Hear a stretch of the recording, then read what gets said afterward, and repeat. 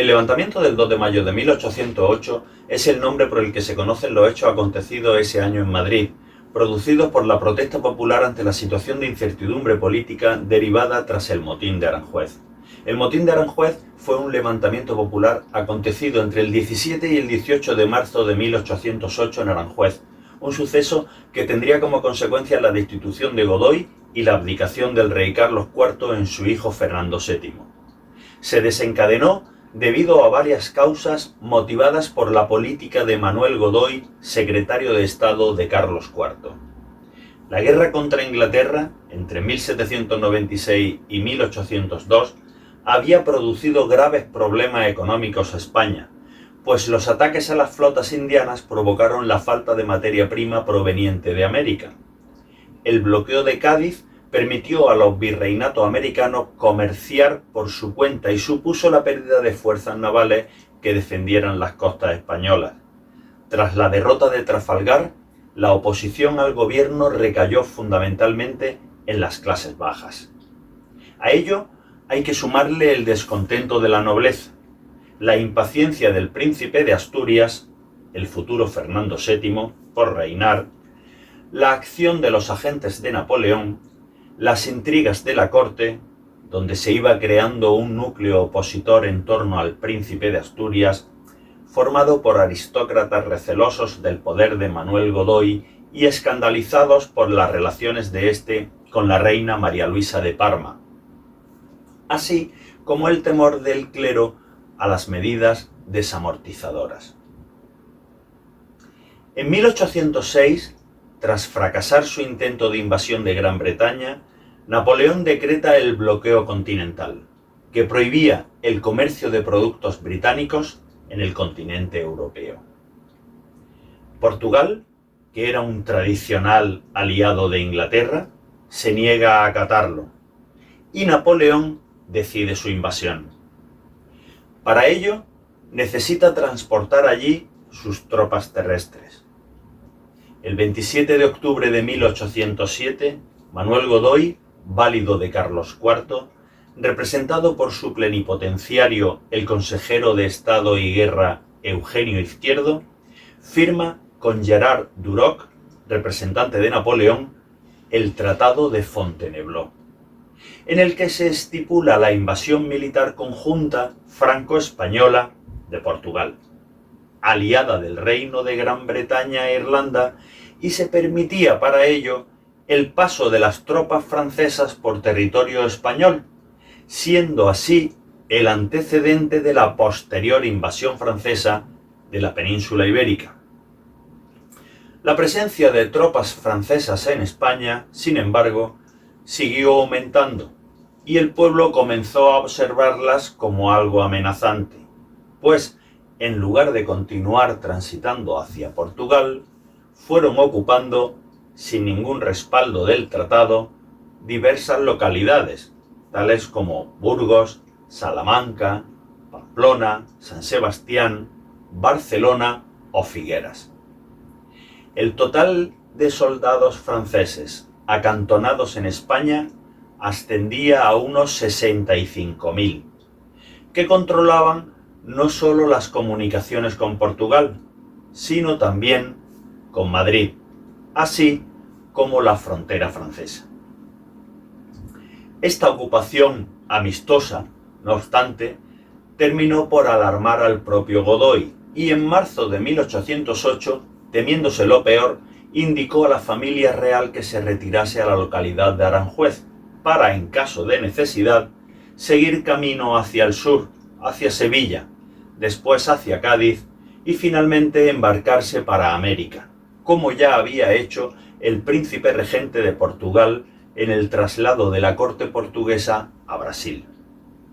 El 17 de marzo de 1808, tras correr por las calles de Aranjuez el rumor del viaje de los reyes, una pequeña multitud, compuesta por empleados de los nobles llegados al efecto, puesto que al ser sitio real y villa, Aranjuez no tenía una población villana que pudiera alzarse por sí sola, dirigida por miembros del partido fernandino, que eran nobles cercanos al príncipe de Asturias, se agolpa toda esta multitud frente al palacio real y asalta el palacio de Godoy, quemando aquellos enseres que no fueron directamente saqueados.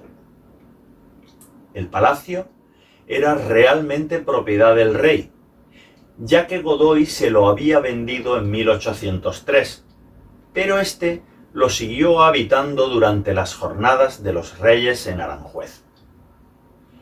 El motín perseguía la destitución de Godoy y la abdicación de Carlos IV en el príncipe Fernando.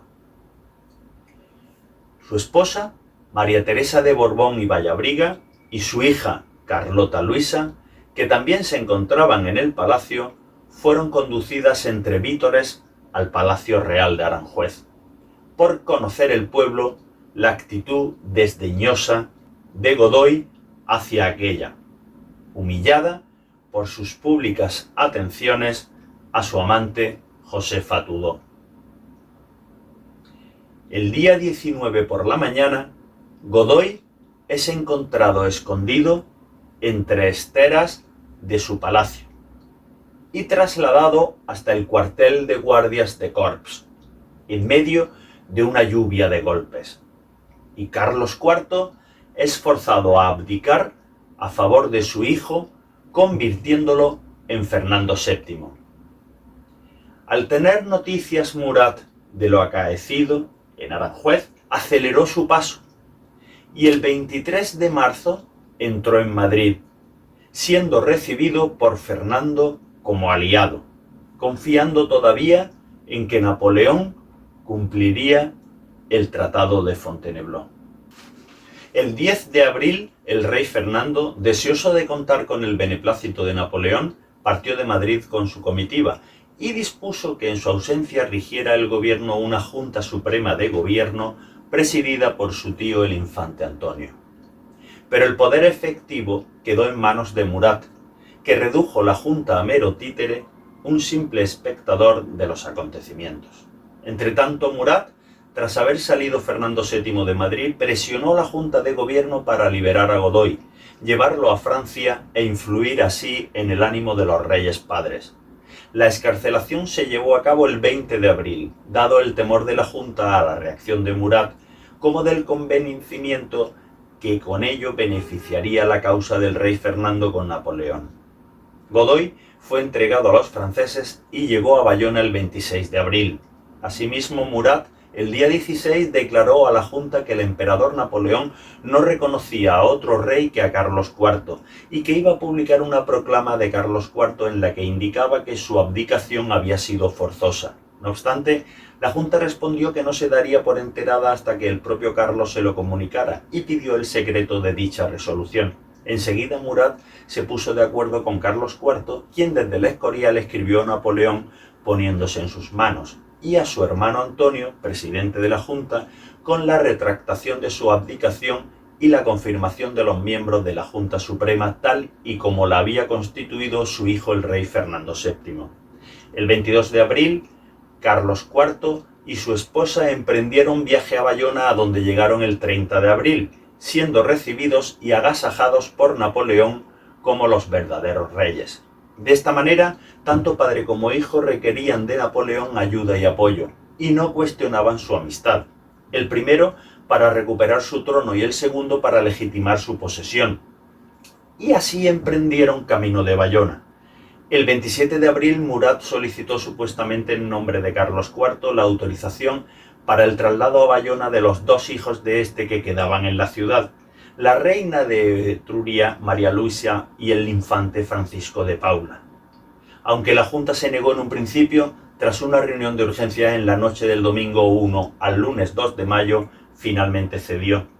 El 2 de mayo de 1808, a primera hora de la mañana, grupos de madrileños comenzaron a concentrarse ante el Palacio Real. La muchedumbre conocía la intención de los soldados franceses de sacar de palacio al infante Francisco de Paula, último miembro de la familia real que permanecía todavía en Madrid, para llevárselo a Francia con el resto de la familia real, por lo que al grito proferido por el cerrajero José Blas Molina, «que nos lo llevan», parte del gentío asaltó las puertas de palacio. el infante se asomó a un balcón provocando que aumentara el bullicio en la plaza. Un grupo que creyó que los franceses se llevaban al infante por la fuerza atacó a una patrulla francesa, que solo pudo zafarse de la acometida por la intervención de un batallón y 2 piezas de artillería, que dispararon contra la multitud. El choque desencadenó una violenta reacción popular en la ciudad, precipitó que la lucha se extendiese por todo Madrid. Al deseo del pueblo de impedir la salida del infante se unió el de vengar a los muertos y el de deshacerse de los franceses. Los madrileños comenzaron así un gran levantamiento popular espontáneo, improvisando soluciones a las necesidades de la lucha callejera. Se constituyeron partidas de barrio comandadas por caudillos espontáneos. Se buscó el aprovisionamiento de armas, ya que en un principio las únicas que dispusieron fueron navajas, y se comprendió la necesidad de impedir la entrada en la ciudad de nuevas tropas francesas. Todo esto no fue suficiente y Murat pudo poner en práctica una táctica tan sencilla como eficaz. Cuando los madrileños quisieron hacerse con las puertas de la cerca de la ciudad para impedir la llegada de las fuerzas francesas acantonadas en sus afueras, el grueso de las tropas de Murat, unos 30.000 hombres, ya habían penetrado, haciendo un movimiento concéntrico para dirigirse hacia el centro. No obstante, la gente siguió luchando durante toda la jornada, utilizando cualquier objeto que fuera susceptible de servir de arma, como piedras, agujas de coser o macetas arrojadas desde los balcones. Así, los acuchillamientos, degollamientos y detenciones se sucedieron en una jornada sangrienta. Mamelucos y lanceros napoleónicos extremaron su crueldad con la población y varios cientos de madrileños, hombres y mujeres sin distinción de edad, así como soldados franceses, murieron en la refriega. Goya reflejaría estas luchas años después en su lienzo La carga de los mamelucos. Si bien la resistencia al avance francés fue mucho más eficaz de lo que Murat había previsto, especialmente en la Puerta de Toledo, la Puerta del Sol y el Parque de Artillería de Monteleón, su operación de cerco le permitió someter a Madrid bajo la jurisdicción militar y poner bajo sus órdenes a la Junta de Gobierno. Poco a poco, los focos de resistencia popular fueron cayendo. Mientras se desarrollaba la lucha, los militares españoles, siguiendo órdenes del capitán general Francisco Javier Negrete, permanecieron acuartelados y pasivos. Solo los artilleros del Parque de Monteleón desobedecieron las órdenes y se unieron a la insurrección. Entre los insurrectos de mayor graduación de aquella jornada destacaron los capitanes Luis Daoiz y Pedro Velarde, que asumieron el mando por ser los más veteranos. Se encerraron en Monteleón junto a sus hombres y decenas de vecinos que allí fueron en busca de combate contra los franceses, repeliendo oleadas de las tropas de Murat mandadas por el general Lefranc. Sin embargo, acabaron muriendo combatiendo en situación de inferioridad contra los refuerzos enviados desde el vecino Palacio de Grimaldi, cuartel general de Murat. Otros militares tampoco acataron la orden superior de no intervenir y lucharon junto a Daoiz y Velarde, como el teniente Jacinto Ruiz y los alféreces de fragata Juan Van Halen, herido de gravedad, y José Ezeta. Los presos de la cárcel real, al conocer la situación en la que se encontraba Madrid, solicitaron salir a luchar unas horas contra los franceses. De los 96 que lo solicitaron, salieron 56, de los cuales murieron 3. Otro fue herido y solo uno aprovechó la situación para fugarse. El levantamiento del 2 de mayo fue la rebelión de los ciudadanos madrileños contra los franceses, comenzada por las clases populares de Madrid contra el ejército francés que había ocupado la ciudad sin oposición relevante por parte de la administración. De hecho, la entrada de las tropas francesas se había hecho legalmente, al amparo del Tratado de Fontainebleau, cuyos límites, sin embargo, pronto vulneraron, excediendo el cupo permitido y ocupando plazas que no estaban en camino hacia Portugal, su supuesto objetivo. La carga de los mamelucos, antes citada, presenta las principales características de la lucha. profesionales perfectamente equipados, los mamelucos o coraceros, frente a una multitud prácticamente desarmada. Presencia activa en el combate de mujeres, algunas de las cuales perdieron incluso la vida, como Manuela Malasaña y Clara del Rey, por ejemplo. La represión fue cruel. Joaquín Murat, no conforme con haber aplacado el levantamiento, se planteó 3 objetivos. Primero, controlar la administración y el ejército español. Luego, aplicar un riguroso castigo a los rebeldes para escarmiento de todos los españoles y afirmar que era él quien gobernaba España. La tarde del 2 de mayo firmó un decreto que creó una comisión militar, presidida por el general Grouchy, para sentenciar a muerte a todos cuantos hubiesen sido cogidos con las armas en la mano. Se publicó una proclama en la que se declaró ilícita cualquier reunión en sitios públicos y se ordenó la entrega de todas las armas, blancas o de fuego.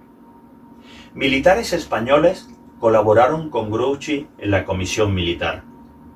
En estos primeros momentos, las clases pudientes parecieron preferir el triunfo de las armas de Murat antes que el de los patriotas, compuestos únicamente por las clases populares.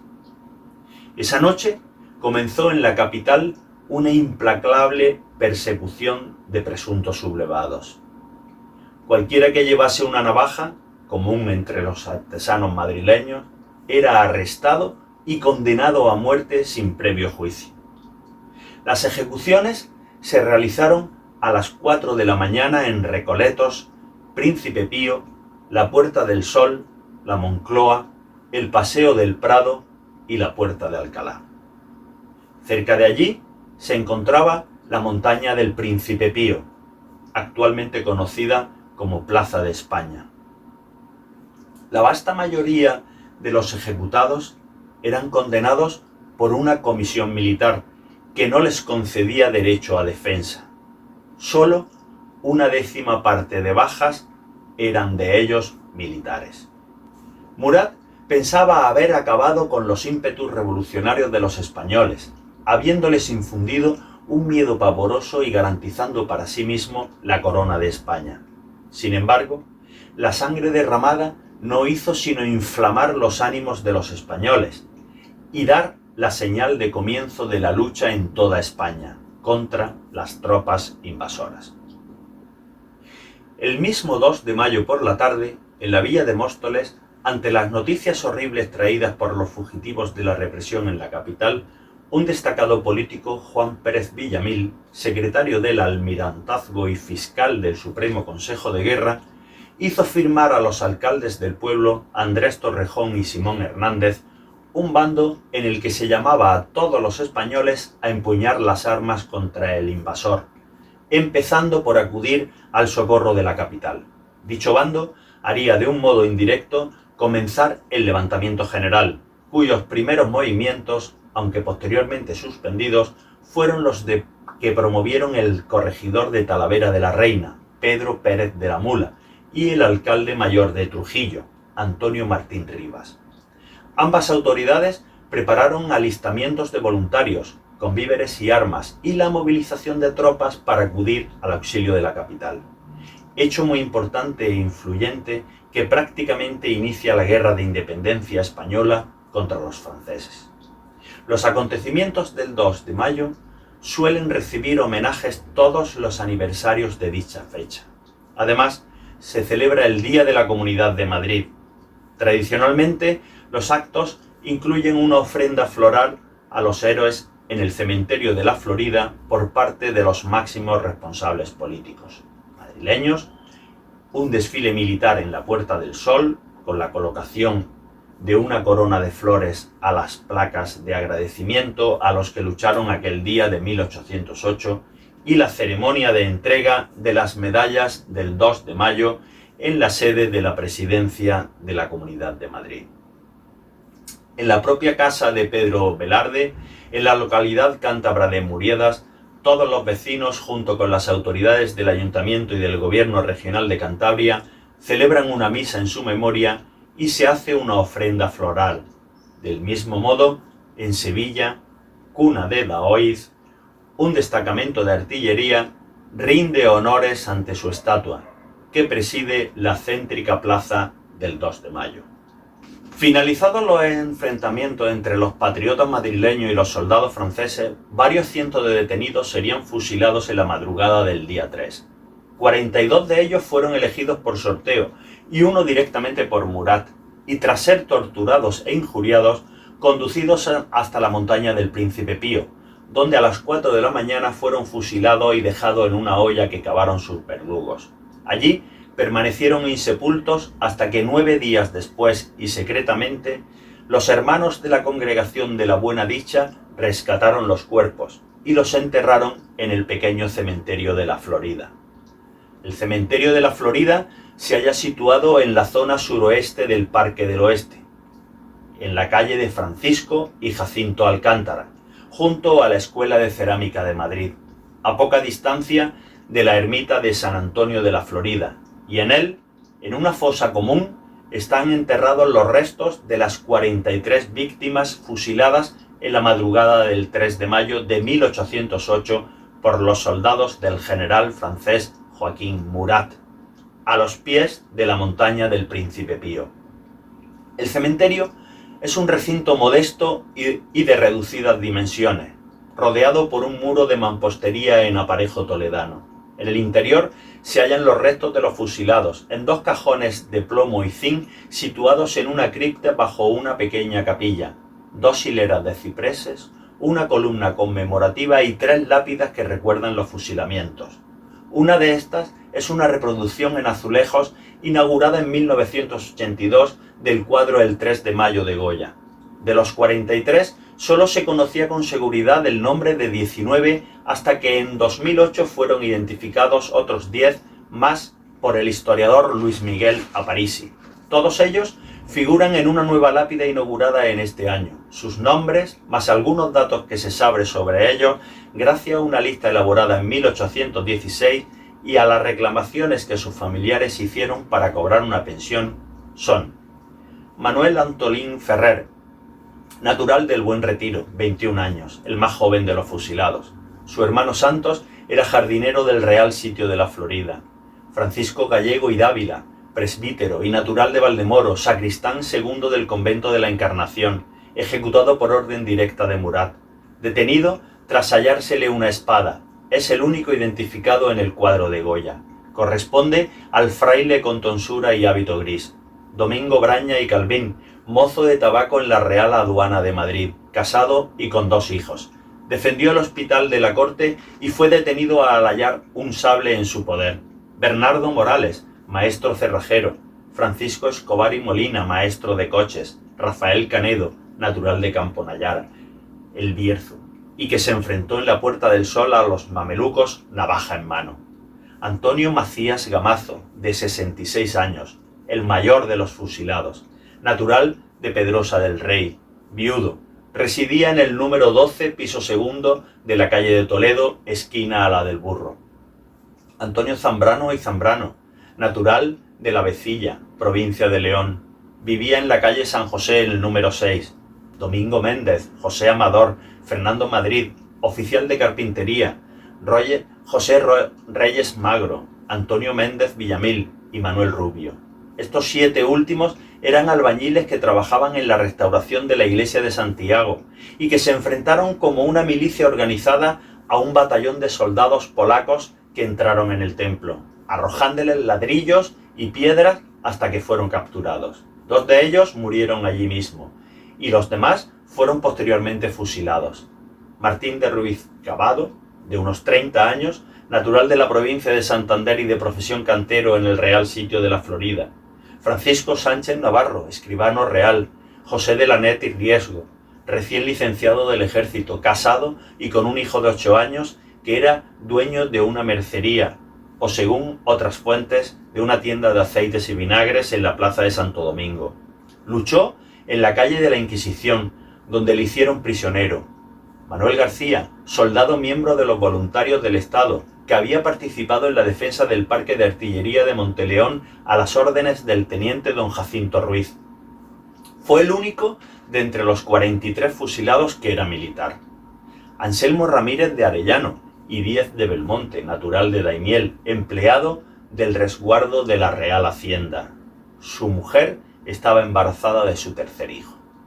Juan Antonio Serapio Lorenzo y Antonio Martínez, ambos compañeros de trabajo de Ramírez de Arellano. Gabriel López, José Rodríguez, dueño de una botillería situada en la carrera de San Jerónimo. Julián Tejedor de la Torre, de 41 años, platero, cuya tienda estaba situada en la calle de Atocha. Lorenzo Domínguez, guarnicionero, cuyo comercio estaba en la plazuela de Matute. Estos tres últimos lucharon con sus pistolas en la explanada frente al Palacio Real y fueron capturados en la Plaza Mayor. Juan Antonio Alises, natural de Villarrubia de los Ojos, era el palafrenero del infante don Carlos y tenía una hija de 5 años. Miguel Gómez Morales, oficial jubilado de embajadas, luchó frente al Palacio Real. Francisco Bermúdez y López de Laviano, natural de Segovia, era ayuda de cámara de palacio y hermano del organista de campanillas del monasterio del Escorial. Casado, con domicilio en la calle de San Bernardo, donde estuvo luchando hasta que fue detenido.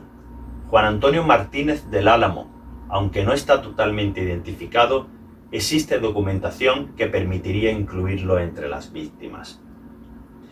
Durante mucho tiempo se creyó que la heroína del Parque de Artillería de Monteleón, Clara del Rey, que murió por impacto de metralla en la cabeza cuando luchaba con su marido y sus hijos contra los franceses, fue enterrada aquí, pero posteriormente se ha descartado.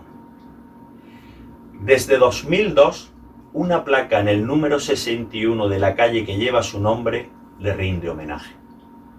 Esteban Santirso, otro héroe del Parque de Monteleón, fue enterrado en el cementerio de la Buena Dicha. Sin embargo, parece que posteriormente su cuerpo fue trasladado aquí. Los 2 cofres en que se hallan depositados los restos de los 43 fusilados, junto con efectos personales, fueron abiertos por última vez en 1917, y sobre ellos figura una nueva lápida.